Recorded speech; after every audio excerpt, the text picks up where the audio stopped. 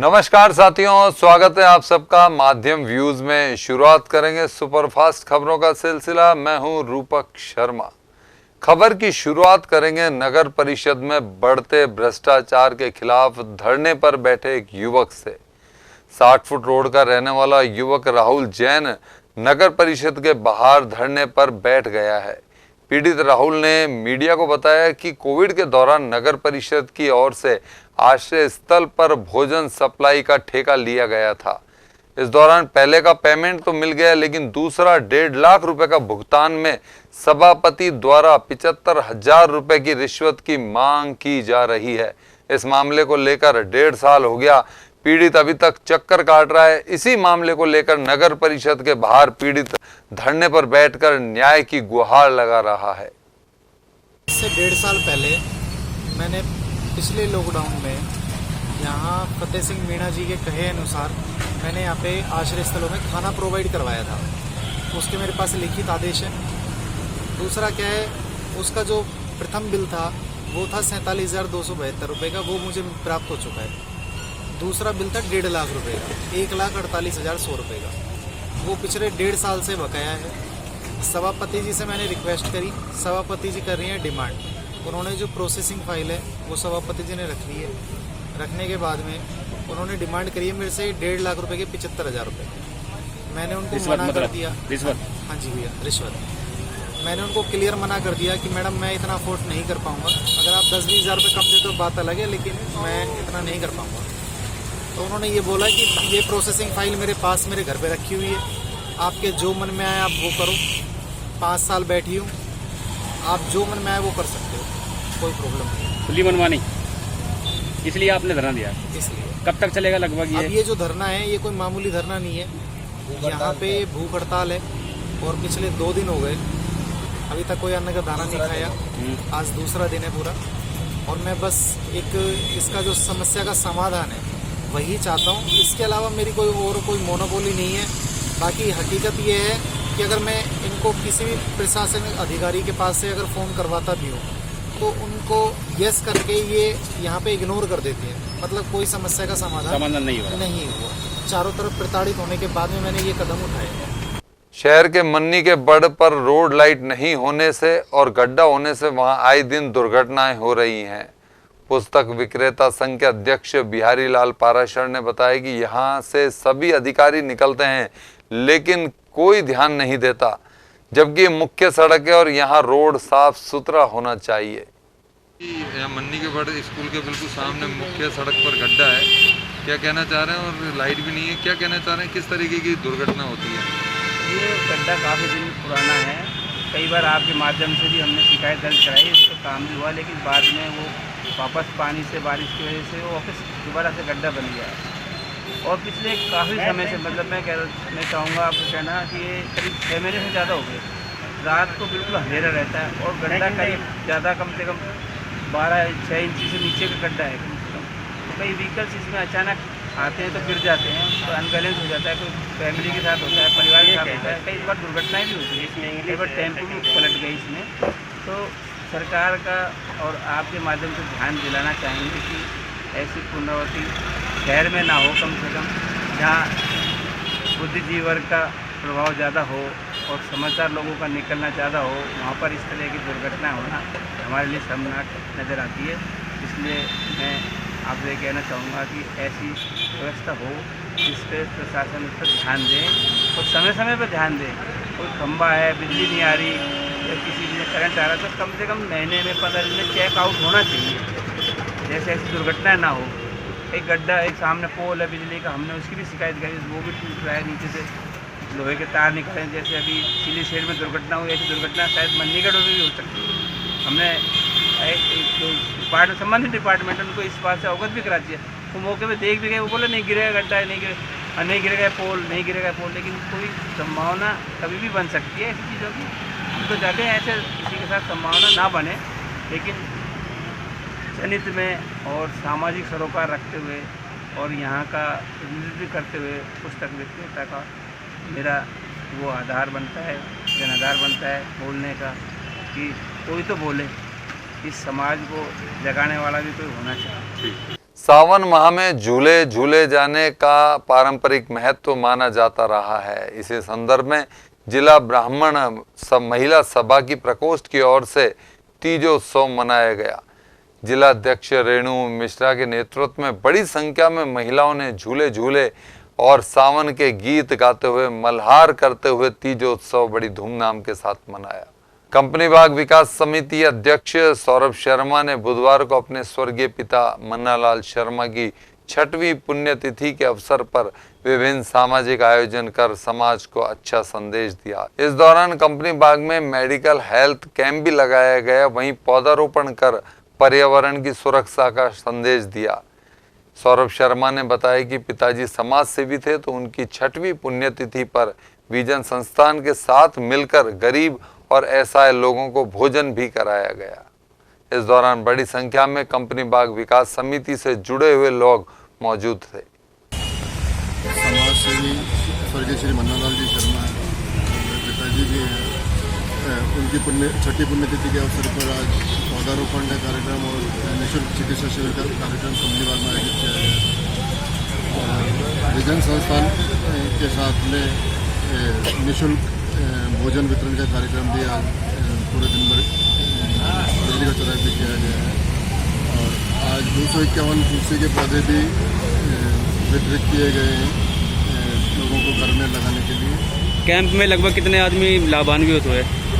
करीब 100 आदमियों ने कैंप में परामर्श लिया।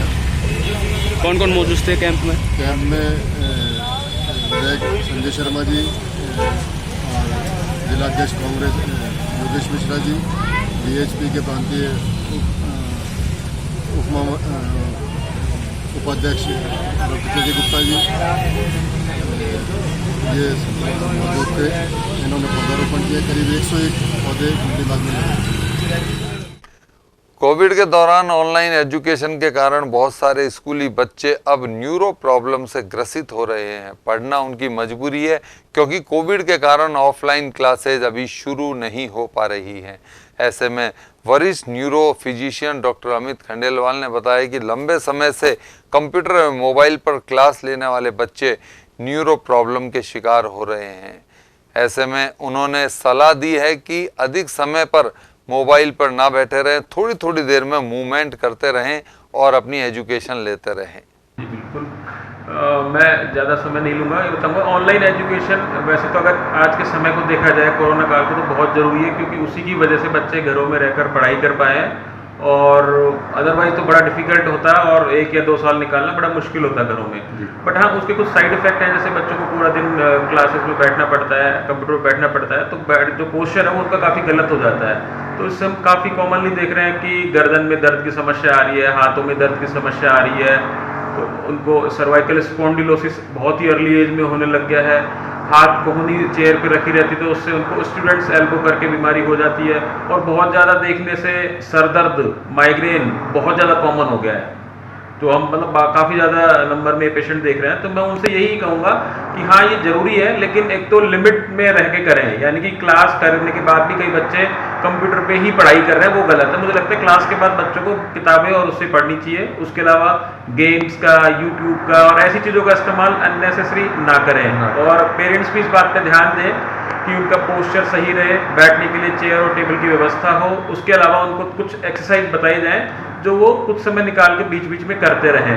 तो मुझे लगता है इन सबको करने से जो इसके दुष्प्रभाव जो हो रहे हैं पोस्चर से रिलेटेड, तो वो सब नहीं होंगे। हाँ, बाकी ऑनलाइन पढ़ाई तो जरूरी है, क्योंकि अदरवाइज हम नहीं करेंगे तो उनका काफ़ी नुकसान हो जाएगा एकेडमिक रूप से। अब वक्त तो चला एक छोटे से ब्रेक का। अलवर वासियों के दिल में अपनी अलग पहचान बना चुके त्रिहान ग्रुप खास आपके लिए लेकर आए हैं नगर विकास न्यास अलवर द्वारा अनुमोदित अलवर की बेहतरीन अफोर्डेबल आवासीय योजना, जिसमें आपके लिए उपलब्ध है सुरक्षित जीवन शैली, वो भी सिर्फ नाम मात्र की कीमतों में। कोई भी मन बनाने से पहले साइट विजिट जरूर करें, क्योंकि फ्लैट की कीमत है सिर्फ 5,15,000 रुपए से शुरू। अलवर भिवाड़ी मेगा हाईवे पर स्थित ये टाउनशिप आपके लिए पूरी तरह से सेफ है, जहां आपको मिलेंगी चौड़ी सड़कें, हरे भरे गार्डन, मंदिर और गुरुद्वारा। तो जल्दी कीजिए, सीमित फ्लैट्स उपलब्ध।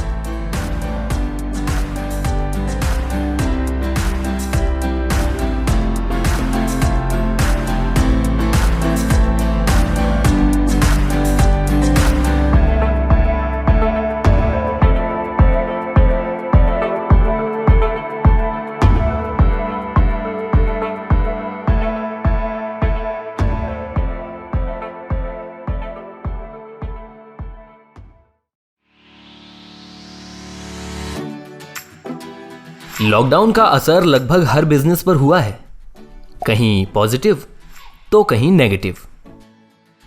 इसीलिए पूरी तैयारी करनी होगी। अरिहंत पब्लिसिटी लाया है आपके लिए सभी तरह के एडवर्टाइजिंग सॉल्यूशंस, वो भी मॉडर्न एडवर्टाइजिंग टेक्निक्स के साथ,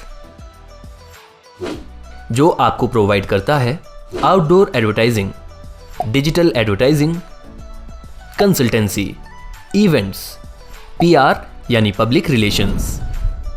तो आज ही कांटेक्ट करें अरिहंत पब्लिसिटी से और अपने बिजनेस को दें एक नई पहचान। अरिहंत पब्लिसिटी, आपके बिजनेस की फाइनल डेस्टिनेशन।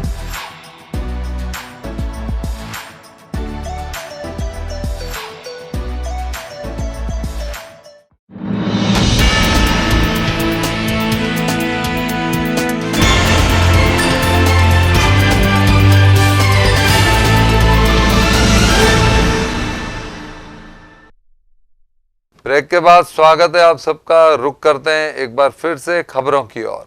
पानी की समस्या ने अभी भी विकराल रूप धारण किया हुआ है। ऐसे में आए दिन धरना प्रदर्शन हो रहे हैं।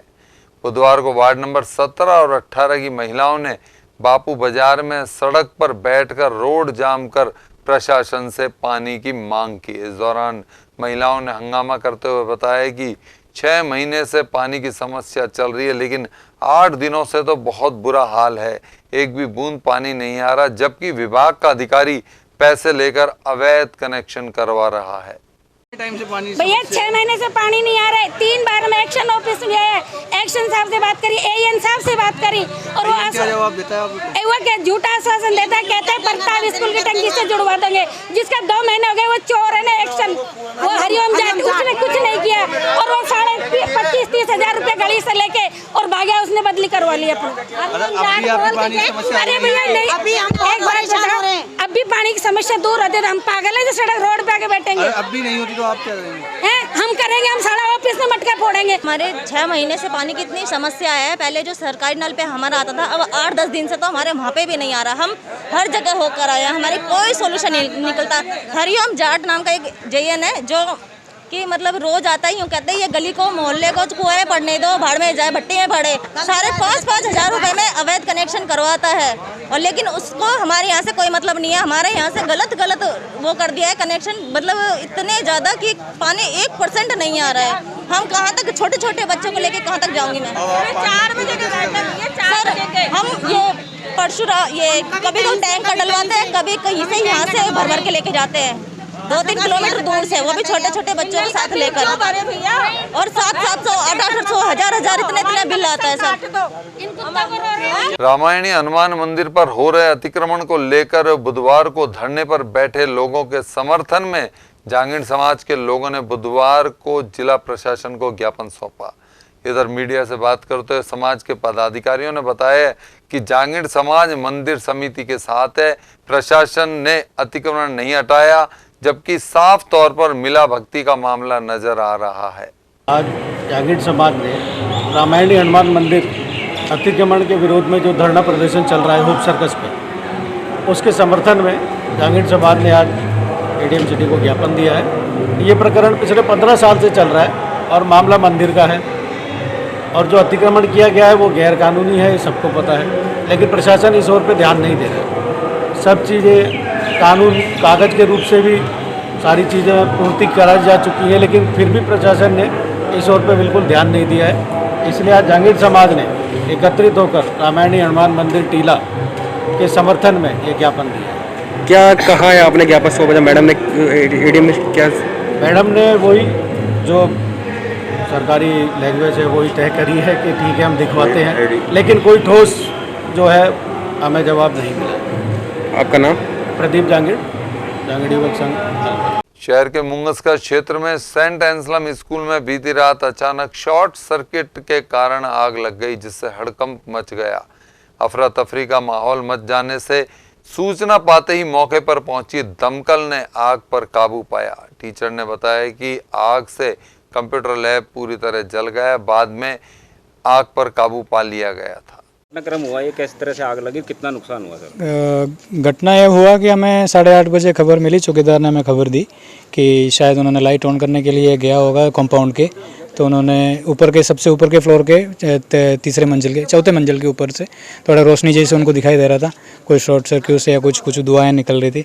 तो तुरंत हमने मेन्स ऑफ कर दिया, मेन लाइट का कनेक्शन ऑफ करके फिर ऊपर आके खोल के देखा तो धुआं मतलब पूरा कमरे के अंदर धुआं हो रहा था, अंदर जा नहीं पा रहे थे। तो कोने में से आग दिख रहा था, तो फिर तुरंत हमने फायर वालों को फ़ोन कर दिया और हमारे सर लोग जो भी हमारे आसपास पड़ोस में रहते हैं सब आए। हमने शुरू में थोड़ा कोशिश भी करा, जब तक फायर ब्रिगेड्स आए तब तक हमने वो 10 मिनट में 15 पहुंच गए थे। जैसे खबर देने के 10 मिनट हमें सायरन सुनाई देना शुरू भी हो गया तो तुरंत वो लोग पहुँच गए, तो फिर तुरंत काम हो गया। हमारे आस पड़ोस के लोग भी आए, काफ़ी सब मदद किए, उनको भी पाइप वगैरह ऊपर खींचने ताकि चौथे मंजिल पे होने की वजह से पाइप ऊपर पहुंचाना भी थोड़ा मुश्किल का काम रहा।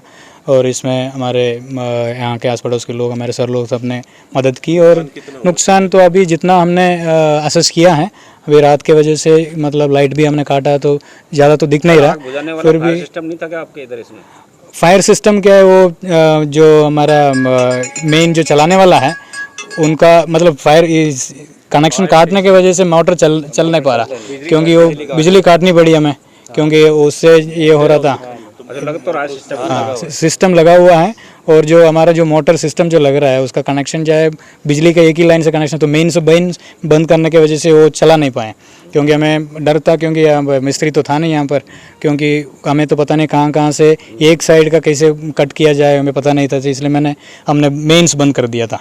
तो इस वजह से हमारा वो सिस्टम चल नहीं पाया। तो लेकिन उससे फ़र्क नहीं पड़ा ज़्यादा, क्योंकि तुरंत ही हमारे फायर ब्रिगेड्स पहुँच गए थे। 15 मिनट के अंदर उन्होंने फिर आग पे काबू पा लिया, कोई ज़्यादा नुकसान हुआ नहीं है। एक AC तो जल गई और 3 टेबल्स जली है और एक टेबल में 2 कंप्यूटर्स यानी 6 कंप्यूटर ख़त्म हुआ होगा, लेकिन ये तो ज़्यादा प्रॉब्लम नहीं है, किसी को कोई ज़्यादा नुकसान। अलवर में भारतीय जनता पार्टी युवा मोर्चा की ओर से तिरंगा साइकिल रैली का आयोजन किया गया। इस दौरान भारत माता की जय और वंदे मातरम के उद्घोष करते हुए युवा मोर्चा के कार्यकर्ताओं ने जोश के साथ शहर से मुख्य बाजारों से साइकिल रैली निकाली। जिला अध्यक्ष तरुण जैन ने बताया कि आज साइकिल रैली RR कॉलेज से शहीद स्मारक तक निकाली गई है। इसके साथ ही यह रैली पूरे देश भर में निकाली गई है। तिरंगा रैली हमारा राष्ट्रीय कार्यक्रम था युवा मोर्चा का, इसमें 75वीं वर्षगांठ है आज़ादी की, तो अमृत महोत्सव के तहत ये कार्यक्रम था, इसके लिए तिरंगा रैली निकाली गई है। यह उसमें हमारे संयोजक मधुसूदन पारा सर जी, सह संयोजक नवनीत सिंह जी हैं। तो ये कार्यक्रम देखने हुआ है। कहाँ से कहाँ पे तिरंगा रैली RR कॉलेज सर्किल से लेकर शहीद स्मारक तक है और ये पूरे भारतवर्ष में हो रहा है ये कार्यक्रम। देश के प्रधानमंत्री नरेंद्र मोदी जी ने आज़ादी के 75वें वर्ष पर 75वें वर्ष को अमृत महोत्सव के नाम से संबोधित किया और भारतीय जनता पार्टी युवा मोर्चा को, पूरे हिंदुस्तान के मोर्चा को आदेश किया कि 1 वर्ष 2022 तक 15 अगस्त अमृत महोत्सव के रूप में मनाया जाए, क्योंकि आज़ादी का 75वां वर्ष है। उसी के तहत आज अलवर दक्षिण जिले में जिलाध्यक्ष तरुण जैन के नेतृत्व में यशोधन पराशर और नवनीत, जो अमृत महोत्सव के जिला संयोजक और सह संयोजक हैं, कार्यक्रम संयोजित किया गया। और भारतीय जनता पार्टी की प्रदेश महामंत्री और सांसद आदरणीय श्रीमती दिया कुमारी जी ने और भारतीय जनता पार्टी जिलाध्यक्ष संजय नरूका ने झंडी दिखाकर इस तिरंगा रैली को रवाना किया, जिसका समापन शहीद स्मारक पर किया जा रहा है और यहाँ कार्यकर्ताओं द्वारा शहीदों को पुष्प अर्पित किए जाएंगे। इस कार्यक्रम में विजय कोहली, उमेश सिंह चौहान, जीत बना, अज्जू गिल आदि सभी साथियों का, राहुल खान जैसे सभी साथियों का बहुत सहयोग मिल रहा है। श्री यादव जी हमारे साथ हैं, जो साथी आए हुए हैं, सबका पूरा भरपूर सहयोग हो रहा है। इसमें पूरी कोशिश है कि हम आम जनता को इस कार्यक्रम में जोड़ें, आम जन को आज़ादी के 75वें वर्ष के हमारा जो गौरव है उससे की जानकारी देना, यही इस कार्यक्रम का उद्देश्य है। आपका नाम? जितेंद्र गुप्ता।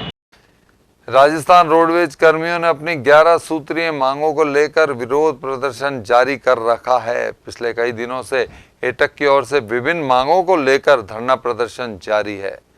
बुधवार को भी प्रदर्शन किया गया। जफर इकबाल ने बताया, जब तक मांगे नहीं मांगी जाती धरना प्रदर्शन ऐसे ही जारी रहेगा। हमारे संयुक्त मोर्चे ने जो वादे किए थे कई सरकार द्वारा कि हम रोडवेज में 7वां वेतन लागू करेंगे, नई भर्तियाँ करेंगे, जो अननेशनलाइज्ड रूट के तो नेशनलाइज्ड रूट करेंगे, और इसके बाद इन्होंने एक भी वादा पूरा नहीं किया। उसमें संयुक्त मोर्चे ने राज्य सरकार को 11 सूत्रीय मांग पत्र दिया है और उस मांग पत्र में जो मांगे हैं उसमें मुख्यतः 7वां वेतन आयोग, रिटायर कर्मचारियों का भुगतान जो और नई बसें खरीद की और ये नेशनलाइजेशन जो हुआ उसको नेशनलाइजेशन करना और नई भर्ती 9000 कर्मचारियों की नई भर्ती, ये इन्होंने वायदा किया था कि जब हम सरकार में आएंगे तो ये हम वायदा पूरा करेंगे, लेकिन आज तक इन्होंने हमारा वादा पूरा नहीं किया। तो इसके खिलाफ हमारा 26 जुलाई से कार्यक्रम चल रहा है। तो आप पाँचवें चरण का आज का कार्यक्रम है, आज का और कल का 2 दिन का है, जिसमें 1 घंटे का प्रदर्शन है 1 से 2 बजे तक। तो मेरी सर आपकी मांगें नहीं पूरी की जा रही हैं, इसके नहीं भी पूरी की तो इसके बाद क्या करेंगे विरोध जी? यदि आपकी मांगें पूरी नहीं होती तो फिर क्या करेंगे आगे और कड़ाई और करेंगे, स्ट्राइक तक जाएंगे। हमारा अल्टीमेट स्ट्राइक का भी है, 3 महीने का प्रोग्राम है इसका। आपका नाम? राकेश तिवारी, सचिव एटेक यूनियन अलवरा का। दोस्तों, कोविड अभी गया नहीं है, इसलिए 2 गज दूरी और मास्क है जरूरी। देखते रहिए माध्यम। नमस्कार।